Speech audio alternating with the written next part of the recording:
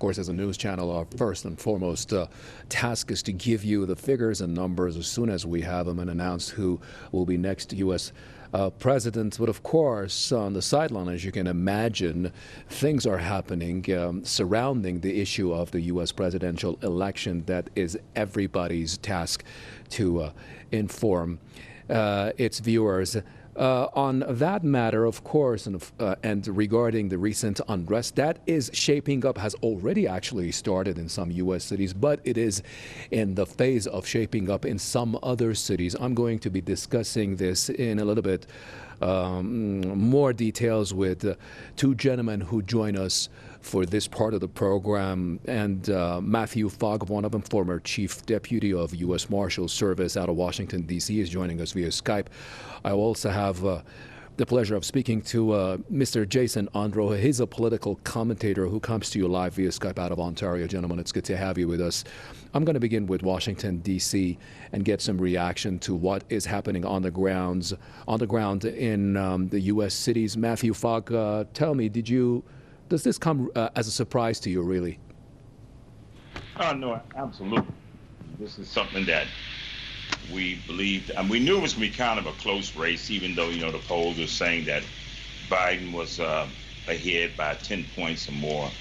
We just knew that when it came down to the actual count, it was going to be closer than that. When you look around, you talk to people, and you see on the news media, and you see those people that were supporting Trump and Biden, you knew it was going to be a closer race. It's still, right now, it appears that if you got a 50-point margin there, that's pretty significant. But the bottom line is we knew it was going to be close, and we knew people were going to be upset. This has been a divisive campaign all the way through. The bottom line is it's been a lot of controversy around both of these candidates. This has just been a very unusual. This is nothing like we've seen in decades when it comes down to presidential candidates running for office. So we were expecting this to be controversial, and that's where we are. Mm-hmm. And some reaction from Mr. Unruhe. Were you, Jason, surprised at all by what's happening? That is, the numbers are yet to be counted, but already we have violence on the streets. Well, I'm not surprised that there's some violence on the streets to one degree or another. I frankly expected there to be a little bit more, but it's good to hear that the violence is not as bad as I had initially thought. This presidential race has been a very controversial one with many angles that have not appeared in many decades, and some of them never before in U.S. history. I think that this has been a very, very polarizing race where you were one side or you were the other, and there was very little space in between, although some of it may be occupied by people who had not yet made their minds. I think that the amount that it's taking to count all of the necessary ballots, taking into account everyone who voted in this election, and not only by law, but by virtue deserves to have their vote counted in this election, is going to take the vote count is going to take longer than usual in order to accomplish, but it is something that definitely needs to be done. And asking patience seems to be a very difficult thing to ask of the public right now, who probably are not only just suffering from COVID fatigue, but probably from election fatigue as well.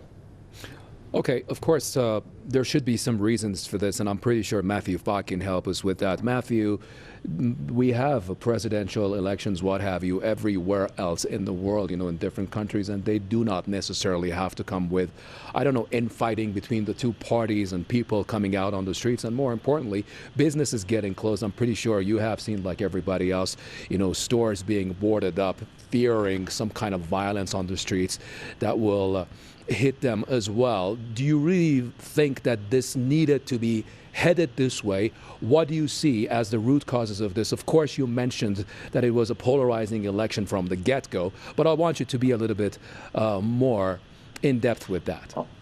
Well, I think the biggest thing is the pandemic.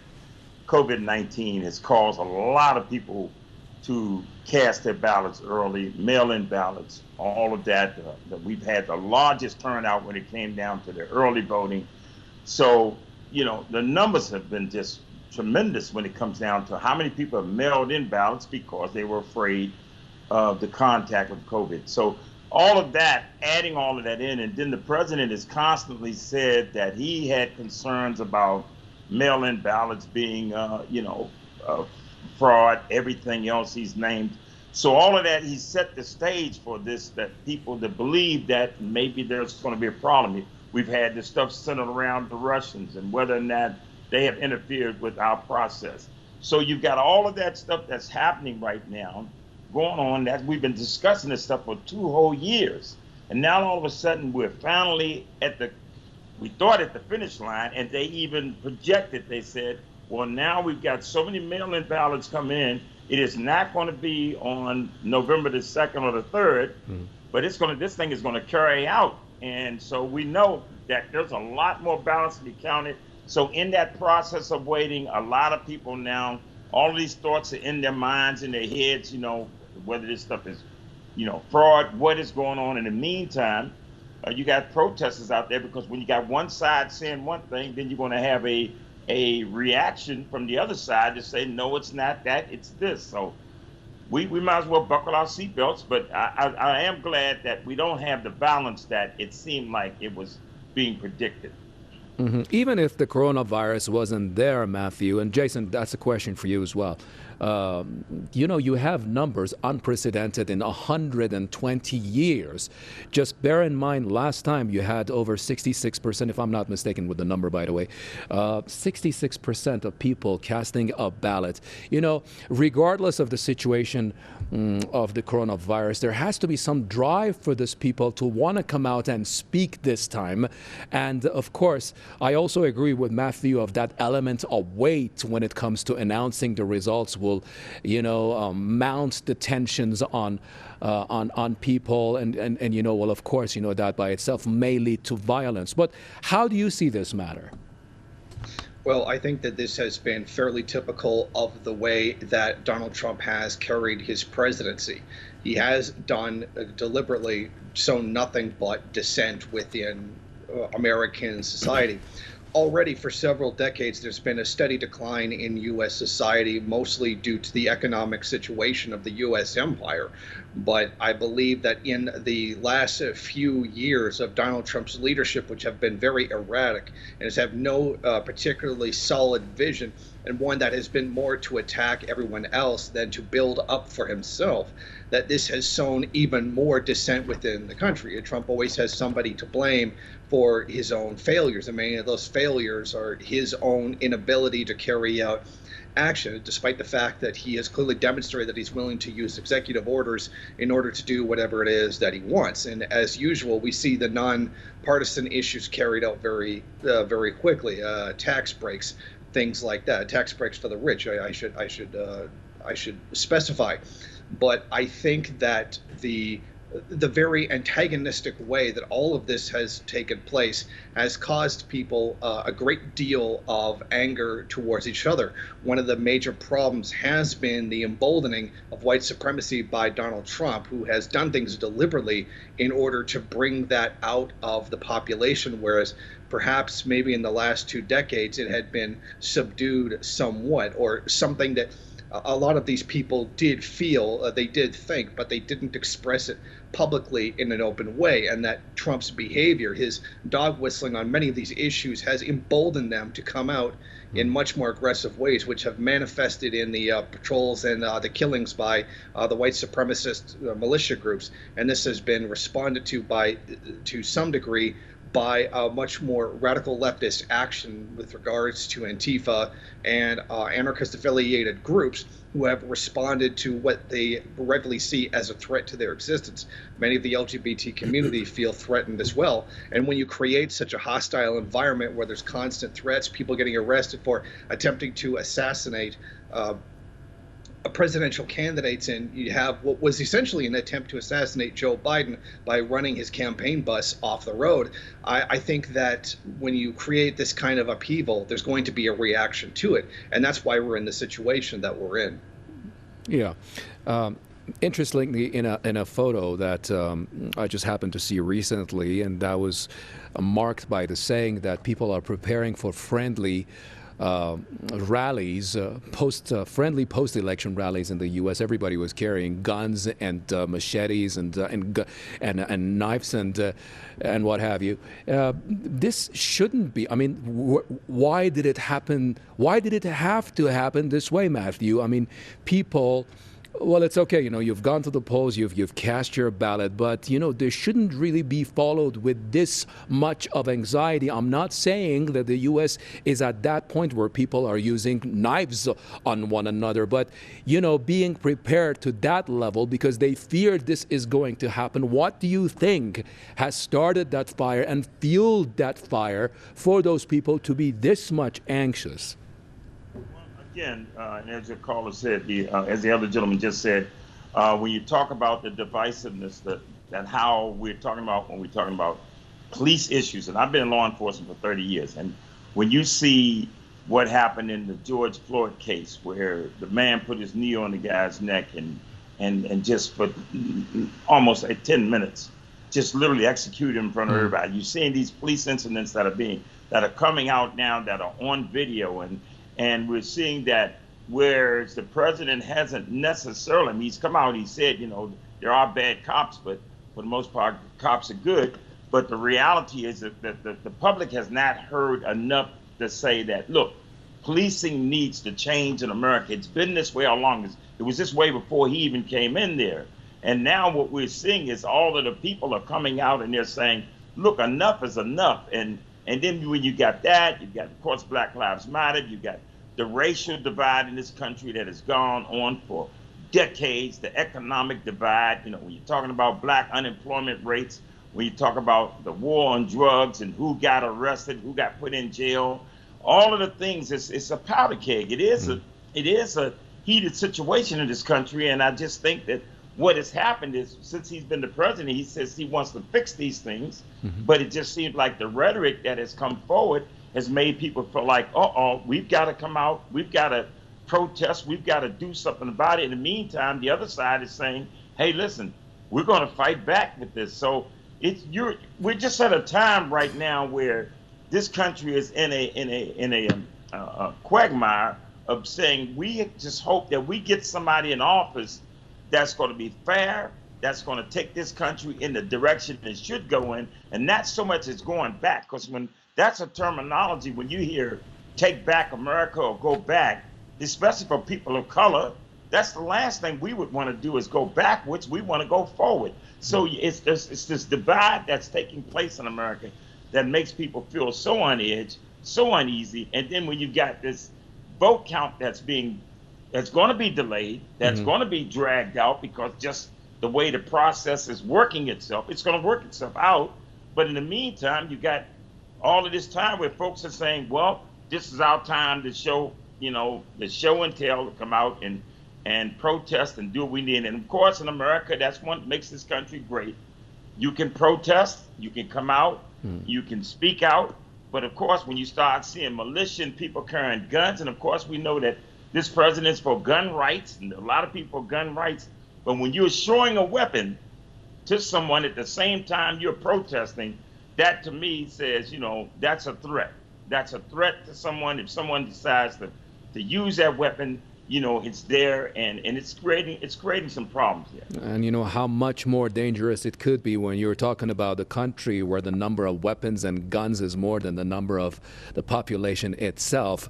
Jason, we discussed the reasons for why this is happening, I guess enough, but this is happening at a time when, putting aside all those reasons that we mentioned, we are at a stage where the incumbent president, after all, is responsible for the safety and security of the nation. And, with the strategy that he has taken, that interestingly has come under criticism by members of his own party as well regarding stop the count, he is again feeding into the violence that is brewing over, some of the past issues. To what extent do you think the strategy that he has taken is really a good one, may work in his favor, and the price that the nation is paying for it? And interestingly, why is it that he is willing for the nation to pay this price? I think the primary reason for this is that, and I think it's nothing controversial to say that Donald Trump is a narcissist and he fears primarily his loss of power. I think that over the last several years, we've seen many of the dirty dealings and, frankly, many of the illegal actions that his presidency has taken. It's almost a flagrant disregard for the law. And I believe that he knows if he is no longer the president, he will be prosecuted by the incoming administration and will face many, many years in prison. I think that is something that he rightfully does have a reason to be concerned about. And I think that's why he's fighting so hard. I think that despite that he likes to quote the founding fathers, one of the best quotes by the founding fathers, whose name escapes me at the moment, is that a single dollar spent on democracy is never a dollar wasted. Or perhaps I'm paraphrasing to some degree. It seems like his administration is trying to minimize the amount of votes that can be counted in this situation. I think he's perfectly set up the entire situation to make it as though there has been some kind of conspiracy against him, when really what he has done is aggravated many of the people in the United States, the regular average Americans, and he's infuriated many of the wealthy elite within the country who wield the real power. And I think many of them do want to see him removed from the presidency.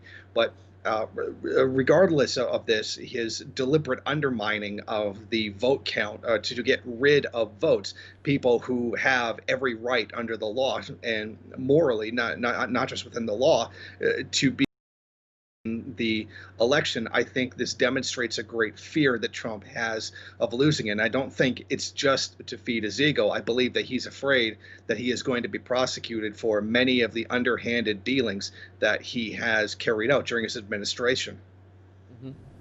Okay, let's discuss what's to come, Matthew, if you agree. Under such circumstances, of course, nothing is for sure. But where do you think this is going to go? Because we're in the middle of this. We do not really know.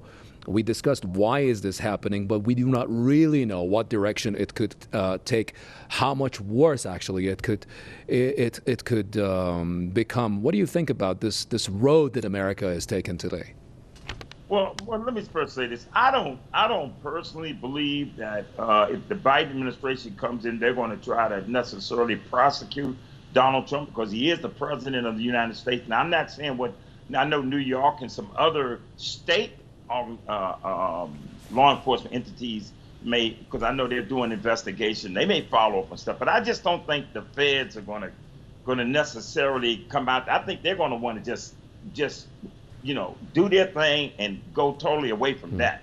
But when it comes down to what we're hearing about how the divisiveness in this country and what it is and how this country is divided, I think America is really seeing the real deal now. I think a lot of folks was beginning, like we're hearing terms like structural and systemic racism. And when I was in law enforcement, we saw it. I saw it specifically. I always said, if America was an equal opportunity law enforcement operation, we would have dealt with the war on drugs and a lot of stuff that was showing disparate impact on black communities a long time ago. But the bottom line was, it took this president to get in office and start to make the statements that he was making that made people started coming out. But we know this has been going on all along. So I see the road ahead now to say, now America is aware of the problem. Everybody's talking about the problem. We've always said, you got to come to the table. You got to at least admit and discuss there is a problem in America. There is a division. There is an economic division, and there's a race division in this country. And so if we can just start now to work on that, which seems to be what Biden and Donald Trump both have said that they want to fix. If somebody really does get in there and start to make those changes, I think we'll see a better country, and I think we are better than that, and we will move forward. So I see, I just see a good future for this country, because we are now discussing the issues that need to be discussed. Okay. Your reaction to that, Jason, do you think that America will be a better country than it is right now? Or do you think that this schism that has been revealed more than before is going to grow larger and larger? I think that it has always been very much a racist, a white supremacist settler colonial state, and then it eventually is going to reflect that in society in general. This has always been the case. The problem is that, at least within the last several decades, people had become complacent and did not believe that these things were happening. The advent of the cell phone camera has exposed very much that this kind of racist policing very much does exist, that many of these racist outbursts that people have caught on their cell phones and posted onto social media are very real. One of the things that Donald Trump has done is torn the face off of the system and revealed it for what it really is, that this was there all this time, and that a lot of people had been of the opinion that because they didn't see it, that it wasn't there.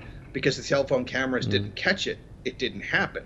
Or that because those who were of this prejudiced mindset were not emboldened the way they have been under Trump, that somehow it had slowly begun to go away. So I think that this kind of divide has always been there, but its manifestation is now greater than perhaps it has been since previous civil rights struggles. And well, do you think it's getting better or worse, Jason? Yes, I think that it's going to get worse before it can possibly get better. I think that there's very much a chance that this could just get worse and eventually lead to the complete breakdown of American society if other issues are not addressed as well, such as income inequality. As we well know, that there are many people who are facing mass evictions, and that's going to accelerate existing problems as it is. Theoretically, it is possible to deal with these issues under the current settler colonial project, but they would all be very much band-aid solutions and would never address the real systemic inequality in the society itself. I believe that it's possible that with enough kind words, enough money thrown at programs, that it will put a lid on the division for some time. But eventually, the very heart of the United States, as a settler colonial project, cannot be undone until it is no longer the very thing that causes the problem. Okay. And one last question, gentlemen, before I let you both go, is a reaction that I want you to give to this sentence that I'm going to read. It's a reaction of one of the voters yesterday by the name of Judy Mowry. She's 60. A Biden voter, by the way, from Pennsylvania. She said that she worried about violence between opposing political blocs regardless of the outcome. Please pay attention. She says, even if Biden wins, which I think he may, we as a country have lost. Your reaction to this, Matthew? Well, again, I just think that it is bringing out America. Donald Trump says, take back America. I believe what's happening is America is coming out. It's being exposed for what it is. The issues are being exposed. Black Lives Matter. We would have never seen Black Lives Matter painted on Pennsylvania Avenue in front of the White House years ago. We would have never seen anything like this. So what's happening now is, you could say the cat is out the bag. And I just think this is making all Americans come together, white and black and Hispanics, it doesn't matter, Asians, that coming to the understanding that this country needs to make some serious makeovers, some new things has to be done. That's why they're coming up with this issue about defund the police, meaning so much is that the police have to change in America. So yeah, I see some positive things coming out of this. Either way, I just see it happening because America's not going to sit back whether Donald Trump becomes a president or whether Biden becomes a president. They're not going to sit back the way it was before. I just don't see that. Do you see this as a win? Whether, regardless, of the fact that which party wins, do you agree with that saying of that 60-year-old woman in Pennsylvania that this is a loss for the nation, no matter who wins? You asking me again, or you ask the other gentleman? No, Matthew, I just want you to give me a quick reaction to this. Do you agree? Well, no. I mean, okay, thank you. Let me ask the same question from Jason. Jason, you tell me, please. What do you think about what's been said? I think it could very much be a win and a loss depending on how they manage to handle it. I think right now it is a loss because the more violent an election is, obviously, the less legitimacy there is and the less stability that you have in a society. But I think that it's very possible that the elite within the country could realize that this has been wholly unstable and then eventually begin to move to more towards a Western European social democratic kind of system with a much stronger welfare state. Mm-hmm. But I would say that this election has, for the most part, been a disaster. So I would say it has lost. All right, gentlemen, it's been a pleasure to speak to you. Matthew Falk, former Chief Deputy of U.S. Marshal Service out of Washington, D.C. via Skype, as well as Mr. Jason Unruhe, political commentator via Skype out of Ontario. It was good to talk to you. Thank you for your time. And thank you, viewers, for being with us for this special coverage of the events unfolding after the U.S. presidential election. We, of course, at PressTV keep you posted